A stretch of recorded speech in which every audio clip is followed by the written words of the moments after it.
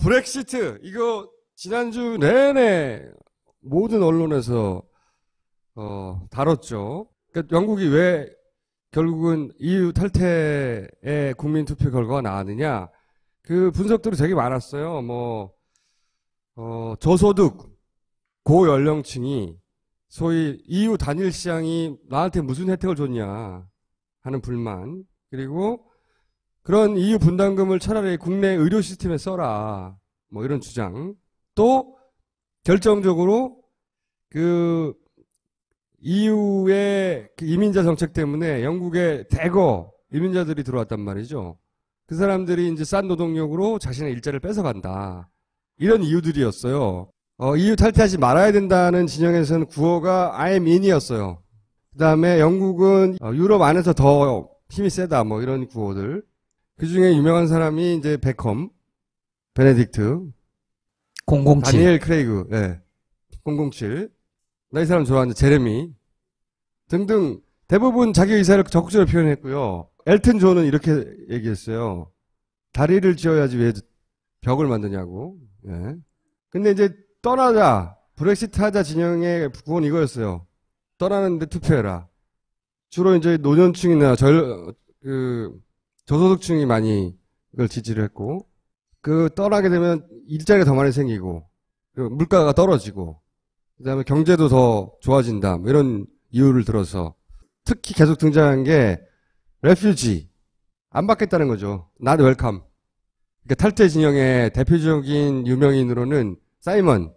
이 사람은 자기 쇼를 만들잖아요. 경제적 이유 때문에 그랬을 것이라고 뭐 얘기하고. 마이클 케인인가요? 어떤 이런 사람들은 소수였어요. 유명인 중에는. 남아야 된다고.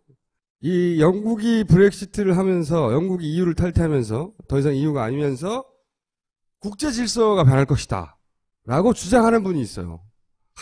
무려 한겨레의 국제부의 정일 기자님이. 예전에 이슬람 전문가로 한번 출연한 적이 있죠. 그죠. 잠깐 출연해가지고 크게 빛은 보지 못하고 들어가셨어요. 그런데 이 주장을 들어볼 필요가 있다 해서 저희가 정일 기자님을 모셨습니다. 어디에요? 영국이 EU를 탈퇴하면 왜 다른 나라를 포함한 국제적인 질서가 흔들립니까? 일단 그거는 이제 유럽연합이라는 게 왜 만들어지게 됐나, 네. 이제 그런 것부터 좀 이제 한번 우리가 차근차근 얘기를 한번 해볼 것 같아요. 보통 우리나라가 그러잖아요. 우리나라가 외침도 많이 받고 항상 시달렸다, 전쟁도 많이 했고. 네. 근데 사실 우리나라는 저 유럽에 비하면 사실 아무것도 아닙니다. 네. 그건 왜냐하면 유럽이라는 게 가깝게는 2차 대전이라고 하는 엄청난 걸 치렀고, 두 번째, 두 차례 세계대전을 치렀고, 또 멀게 보면 한 400년 동안. 맨날 싸웠죠, 맨날. 맨날 싸웠어요, 그냥. 네. 이제 인구의 4분의 1이 거의 죽었다고 보면 됩니다, 하여튼. 네. 전쟁으로 해서. 몇백 년간 전쟁을 해가지고, 네. 이제 이 유럽연합이 결국은 이제 그런 걸 이제 그만하자. 전쟁 좀 그만하자, 우리끼리. 그만하자. 우리끼리 그만 싸우자라고 하는 자구책으로서 이제 유럽연합을 하게 된 겁니다. 1600년대 30년 전쟁이라는 걸 했었어요. 근데 그때 했을 적에, 그때 신교와 구교로 나눠서 싸웠는데, 지금 독일 지역에서 이제 전쟁이 벌어졌어요, 주로. 거기서 독일 인구의 당시 인구의 4분의 1이 죽었습니다. 4분의 1이. 뭐 이건 엄청나게 죽은 거죠, 그러니까. 그때 이제 30년이 끝나면서 베스트팔렌 조약이라는 걸 이제 맺었습니다.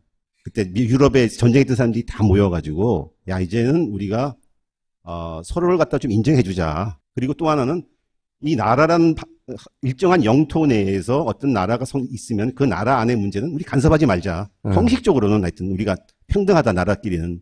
그래서 유럽 나라들은 이제 그렇게 정하고서 서로가 견제를 하는 세력 균형 체제라는 걸 만들어냈습니다. 그걸 갖다 계속 지속시켜 왔는데, 그게 이제 중간중간에 많이 빵꾸가 났죠. 빵꾸요? 프랑스의 나폴레옹이 한번 전쟁을 해갖고 유럽을 한번 석권하려고 그랬었고, 또 하나는 독일이 하는 1차 대전도 그랬고 2차 대전도 그랬고, 이제 섭성을 하니까 도저히 안 되겠다 해갖고서, 그러지 말고 이제 우리가 유럽에서 제일 많이 싸운 프랑스랑 독일이 전쟁 끝나고 2차 대전 끝나고 나갖고서 이제는 우리 둘이서 이제 싸우지 말자. 그걸 하나의 방향으로서 이제 유럽을 한번 통합해보자 해서 이게 나온 겁니다. 1차 대전 이후에 국제 연합이라는 걸 만들었다가 한 번 실패하고 국제 연맹. 연맹. 그다음에 2차 대전 이후에 국제 연합을 만들어서 유엔이 되잖아요. 유엔이. 근데 그거는 이제 국가 통합이 아니고 네. 국가끼리 모여가지고 회의하는 거고. 회의체고 이거는 나라를 아예 뭉개가지고 하나의 합중국처럼 만들자는 거잖아요. 그렇죠? 그래서 이제 처음에 프랑스랑 독일이 전쟁할 때 제일 필요한 게 뭡니까? 석탄이랑 철 아니에요. 자기는 국경지대에 석탄이랑 철이 많으니까 그것부터 먼저 공동 관리하자로 시작해갖고서 이제 공동 관리하자. 예. 그것부터 시작해갖고서 이제 이만큼 커진 거죠. 그렇죠. 그래서 유럽 합중국이 탄생할 것이다. 사실 그 방향으로 가고 있었거든요. 돈도 통합됐잖아요. 돈. 그렇죠. 이제 처음에 이걸 아이디어를 낸 사람이 윈스턴 처칠이라고 영국 총리가 우리 잘 알잖아요. 윈스턴 처칠 씨가 피던 사람. 네. 유나이티드 스테이츠 오브 유럽 이렇게 그렇죠. 해갖고서 유럽 합중국을 한번 만들어 보자 했는데 이제 영국은 이제 처음부터 끼지는 못했죠. 하여튼 그런 아이디어를 내갖고서 프랑스랑 독일이 이제 그걸 했는데 그런 추세로 가다가 영국이 갑자기 툭 튀어나와가지고 난 빠지겠다.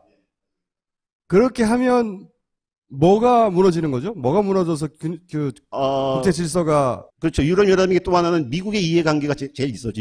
미국은 유럽을 소련의 위협을 막기 위해서 유럽을 갖다가 그때 힘 빠진 유럽을 갖다가 하나로 합쳐놓고서 안에 동맹구도로 만들어 놓고서 네. 그걸 갖다가 이제 밀고 나가려고 했었는데 거기서 이제 지렛대가 뭐였냐면 영국이란 나라였습니다. 영국이란 나라를 통해서 원래 유럽 대륙 국가들은 앵글로색슨 체제 미국이나 영국 이쪽과 별로 이렇게 친한 사이가 아니었었는데 이 영국을 통해 가지고 유럽 대륙에 항상 개입하고 이런 지렛대 역할을 했었는데 이게 지금 영국이 빠져나가게 되면은 미국으로서는 유럽 대륙에 개입할 수 있는 수단이 많이 줄어드는 거죠. 그러면 그게 어떤 효과를 불러일으키죠? 어떻게 되는 겁니까 그러면?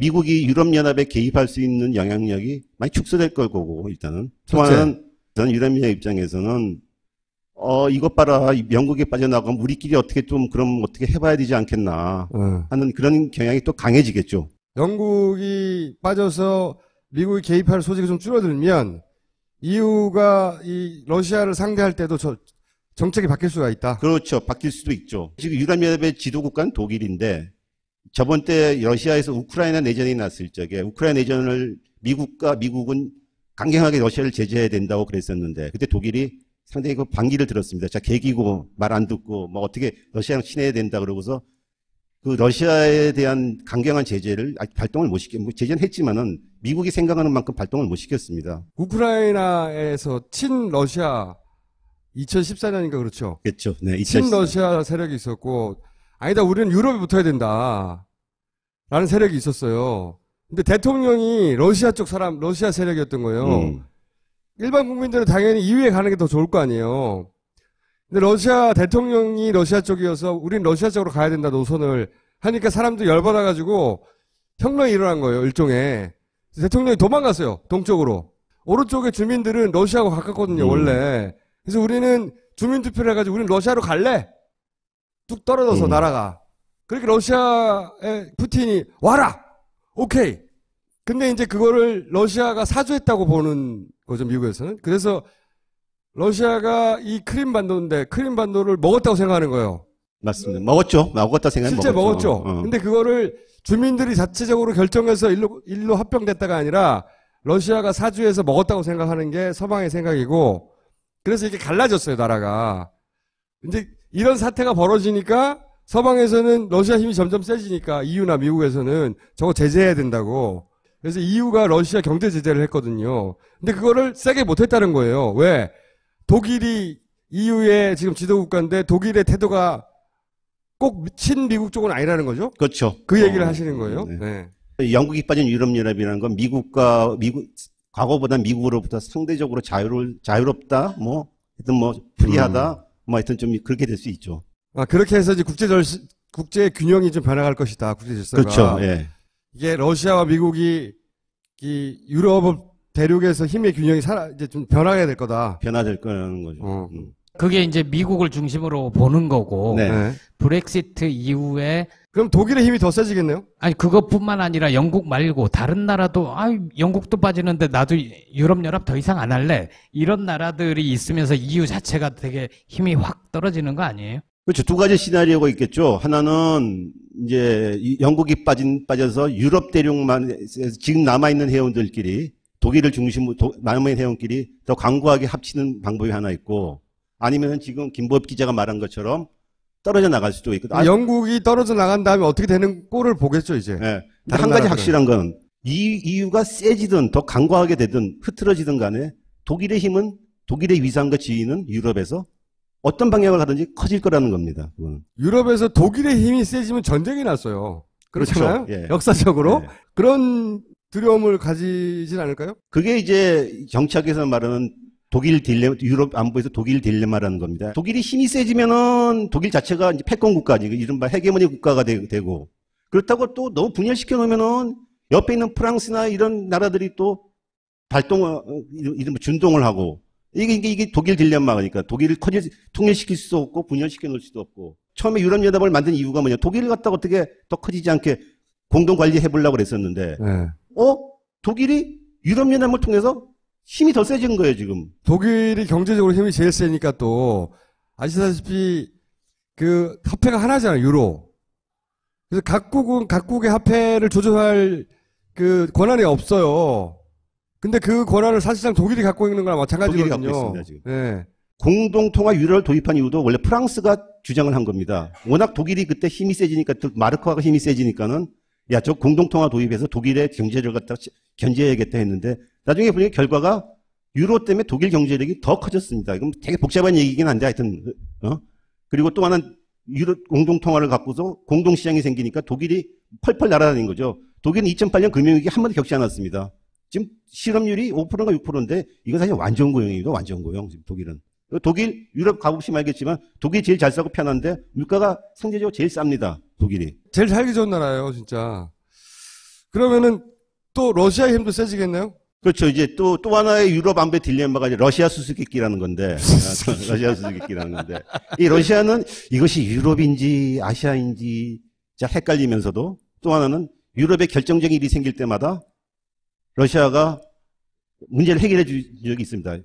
위협일서뿐만 아니라 문제를 해결해 줬어요. 그렇죠. 하나는 나폴레옹 전쟁, 나폴레옹을 제거해 준 게 러시아였고, 히틀러를 제거해 준 게 소련이 아니었습니까? 그러니까 러시아는 유럽의 위험 요소이기도 하지만 유럽이 위험에 처할 때 결국은 손을 뻗을 수 있는 첫 번째 대상이기도 그 했다. 아까 지도를 보면은 좀 명쾌해질 것 같은데요. 예. 이거 자, 예. 지금 이 지도가 뭡니까? 색깔 칠해진 데가 지금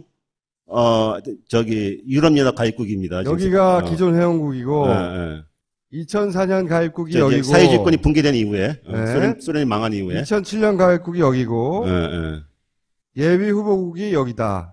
지금 슬로바키아라고 써 있죠. 지금 슬로바키아라고 써 있는데 지금 우크라이나인데요. 지금 네. 우크라이나. 저 우크라이나가 유럽연합에 가입하려고 하니까는 러시아가 더 이상 못 참겠다고서 크림반도를 합병하고 우크라이나 내전에 개입한 겁니다. 그러니까 옛날에는 다 소련이었는데 다 소련이었는데. 예. 여기 다 소련이었죠. 야금야금 EU가 먹어 들어오는 거죠. 근데 러시아 입장에서는 사실은 유럽이 너무나 무서운 겁니다. 그러니까 러시아 입장에서는 또 이쪽 세력이 자기들한테 쳐들어오는 것도 당연히 생각합니다. 견제해야 그런데 되니까. 왜 러시아가 그러면 영토를 팽창하려고 하느냐 보면은 모스크바를 중심으로 해서 봤을 때 주변에 아무런 자연적 경계가 없어요. 그렇죠. 옛날부터 몽고족이 쳐들어오고 나폴레옹 쳐들어오고 히틀러 쳐들어오고 특히 이 북유럽의 지도를 보면 프랑스 북부부터 독일, 폴란드 모스크바까지는 북유럽 평원 대평원이라 그래서 말 달리고 달리면 금방 갑니다. 하여튼 여기서 이렇게 쭉 달리면 그러니까 동유럽을 다 점령해 버린 겁니다. 왜? 항상 모스크바로부터 항상 넓게 땅을 해놔야지 쳐들어올 적에 지쳐서 망할 거라고 실제로 나폴레옹이 그러고 히틀러가 그랬으니까는. 예전에야 그렇게 쳐들어가고 뭐 깨부수고 그랬지만 지금은 그렇게 쳐들어가고 해서 실익이 별로 없잖아요. 그거는 알 수 없는 거죠. 왜냐면 우크라이나 같은 경우에는 거기가 크림반도가 부동항이거든요. 거기는 그런 전략적, 네. 군사적, 전략적 요충지의 가치가 있지만 네. 지금은 땅을 많이 먹어서 뭐 노예로 삼고 아니 나라가 뭐 넓으면 이거는- 좋죠 뭘 씨발. 그거는 이제 지금은 옛날에 우리가 1차 대전 끝나고 나 독일이 다 망했다고 생각했는데 불과 20년 만에 다시 히틀러가 나서서 유럽도 한번 휩쓸어 버렸잖아요. 그렇게 생각이 아무도 몰랐습니다. 러시아도 항상 망했다가 올라갔다가 망했다가 올라갔다가 하는 게 항상 주기적으로 이게 변해왔습니다. 그러니까 미국의 영향력은 약해지고 여기서 예.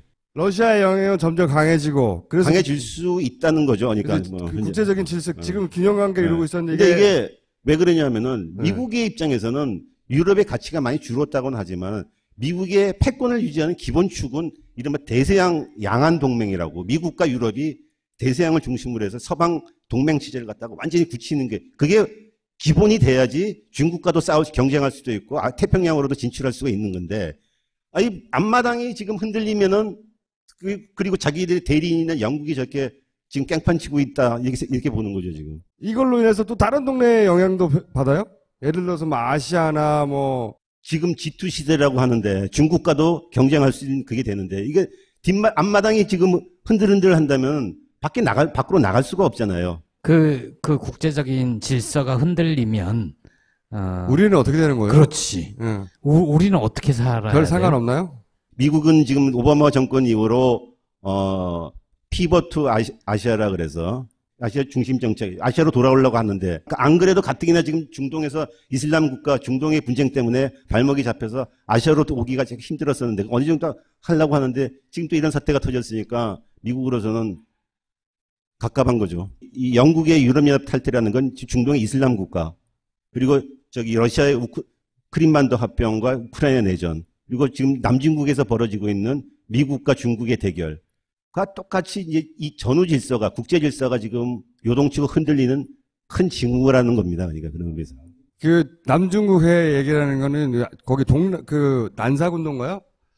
네, 난사군도라 그러죠. 네. 경유권 분쟁이 있어요. 근데 동남아시아들이 중국에서 직접 맞서기 힘드니까 미국을 등에 업고 거기서 맞서고 있거든요. 중국하고. 그렇죠. 이게 중국하고의 세력 균형 그리고 뭐 거기 중국이 이렇게 군사기지 짓는다고 하니까 뭐 미국이 안 된다고 하고 뭐 이런 중국이 더 이상 확장하지 못하도록 하는 정책을 미국이 쓰고 있는데 이렇게 다른 데서 균형이 무너지면 거기 신경을 못 쓰게 된다. 예를 들면 그렇죠. 덜 쓰게 된다. 예. 그래서 이쪽은 러시아가 저쪽은 중국이 점점 힘이 세진다. 예를 들면 당장 브렉시트 난 다음날 푸틴이랑 시진핑이랑 만나가지고 지금 잘해보자고 악수하고 뭐 그랬지 않았습니까? 그래서 그런 거군요. 둘은 원래 친하잖아요. 원래 러시아랑 중국은 친한 사이가 아니고 역사적으로 경쟁 관계입니다. 근데 지금 둘이 특히 러시아가 이제 옛날에 힘이 약해지니까는 그 중국은 또 미국과 대결해야 되니까 둘이 급속도로 가까워진 거죠. 영국이 빠져나가서 미국이 이제 이쪽에서 영향력이 줄어들고 그러면 다른 데서도 영향력을 발휘하는데 균형에 문제가 생기니까 이쪽은 러시아가 이쪽은 중국이 각자 우리 영역을 더 확장해 나가자 악수 이거예요? 그렇죠. 그래서 국제적 질서가 지금까지 우리가 알던 것하고는 다른 질서가 펼쳐질 수도 있다. 그 출발점이 브렉시트가 될 수 있다.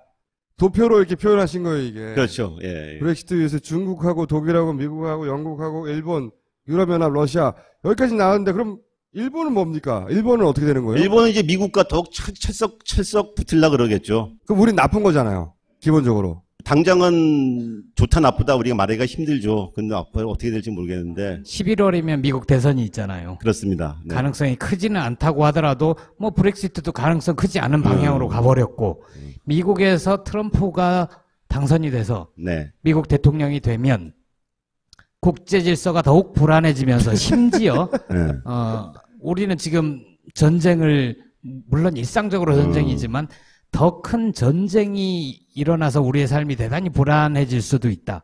이런 분석도 좀 있잖아요. 거기에 대해서는 어떻게 생각하세요? 그런 분석이 당연히 있죠. 당연히 있죠. 그런 분석이. 그러니까 왜 당연해지는 거죠? 그 미국의 현재 안보 정책과 대외 정책이라는 게 뭐 좋든 나쁘든 간에 어쨌든 간에 어쨌든 하나의 질서인데 트럼프가 대통령이 돼서 이걸 갖다 개성 안 하겠다 하면은 질서가 흐트러지는 거니까는.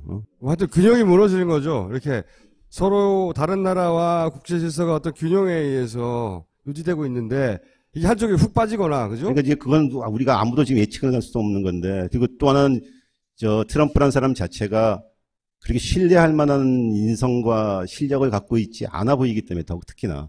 요 브렉시트 관련해서 그러면 우리가 앞으로 뉴스를 주목해서 볼 것은 러시아가 어떻게 하느냐. 제일 문제는 독일이지 어떻게 하냐. 이제 결국은 독일의 이제 선택에 달려 있습니다. 이거는 이 문제는 결국은 유럽연합. 독일이 예를 들어서 영국을 그러지 말고 다시 들어와.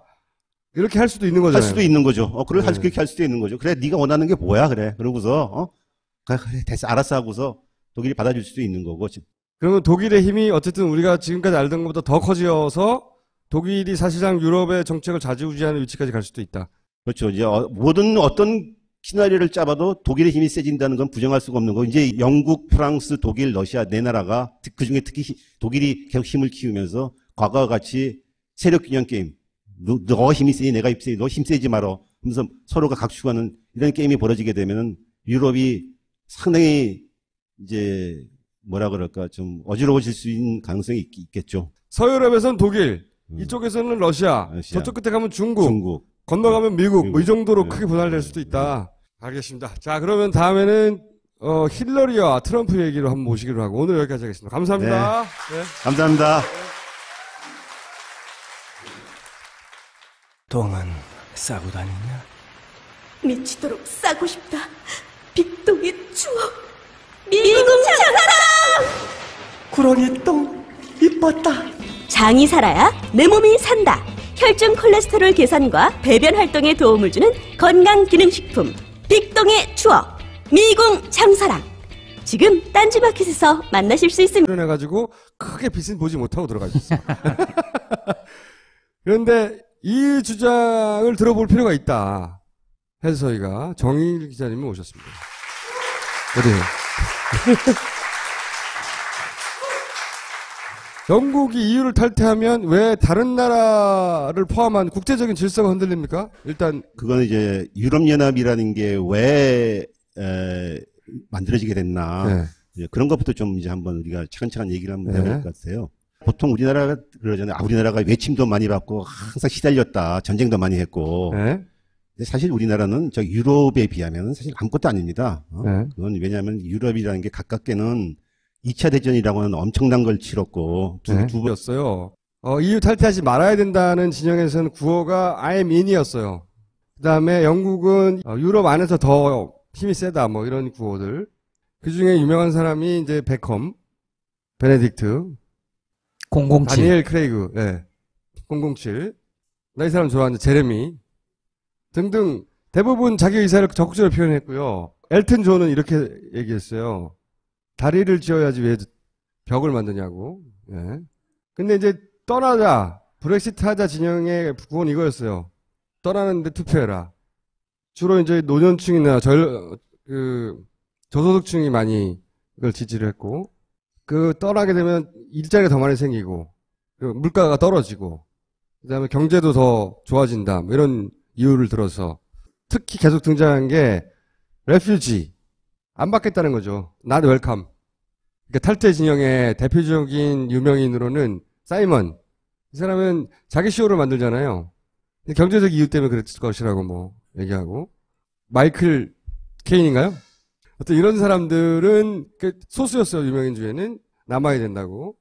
이 영국이 브렉시트를 하면서 영국이 EU를 탈퇴하면서 더 이상 EU가 아니면서 국제 질서가 변할 것이다. 라고 주장하는 분이 있어요. 무려 한겨레의 국제부의 정일 기자님이. 예전에 이슬람 전문가로 한번 출연한 적이 있죠. 그죠? 잠깐 브렉시트. 이거 지난주 내내 모든 언론에서 다뤘죠. 그러니까 영국이 왜 결국은 EU 탈퇴의 국민투표 결과가 나왔느냐. 그 분석들이 되게 많았어요. 저소득, 고연령층이 소위 EU 단일 시장이 나한테 무슨 혜택을 줬냐 하는 불만. 그리고 그런 EU 분담금을 차라리 국내 의료 시스템에 써라. 뭐 이런 주장. 또 결정적으로 EU의 이민자 정책 때문에 영국에 대거 이민자들이 들어왔단 말이죠. 그 사람들이 이제 싼 노동력으로 자신의 일자리를 뺏어간다. 이런 이유들이. 번째 두 차례 세계대전을 치렀고 또 멀게 보면 한 400년 동안 맨날 싸웠죠. 맨날 싸웠어요. 그냥 네. 이제 인구의 4분의 1이 거의 죽었다고 보면 됩니다. 하여튼 네. 전쟁으로 해서 몇백 년간 전쟁을 해가지고. 네. 이제 이 유럽연합이 결국은 이제 그런 걸 이제 그만하자. 전쟁 좀 그만하자. 우리끼리. 그만하자. 우리끼리 그만 싸우자라고 하는 자구책으로서 이제 유럽연합을 하게 된 겁니다. 1600년대 30년 전쟁이라는 걸 했었어요. 근데 그때 했을 적에 그때 신교와 구교로 나눠서 싸웠는데 지금 독일 지역에서 이제 전쟁이 벌어졌어요, 주로. 거기서 독일 인구의 당시 인구의 4분의 1이 죽었습니다. 4분의 1이. 뭐 이건 엄청나게 죽은 거죠, 그러니까. 그때 이제 30년이 끝나면서 베스트팔렌 조약이라는 걸 이제 맺었습니다. 그때 유럽에 전쟁했던 사람들이 다 모여가지고 야 이제는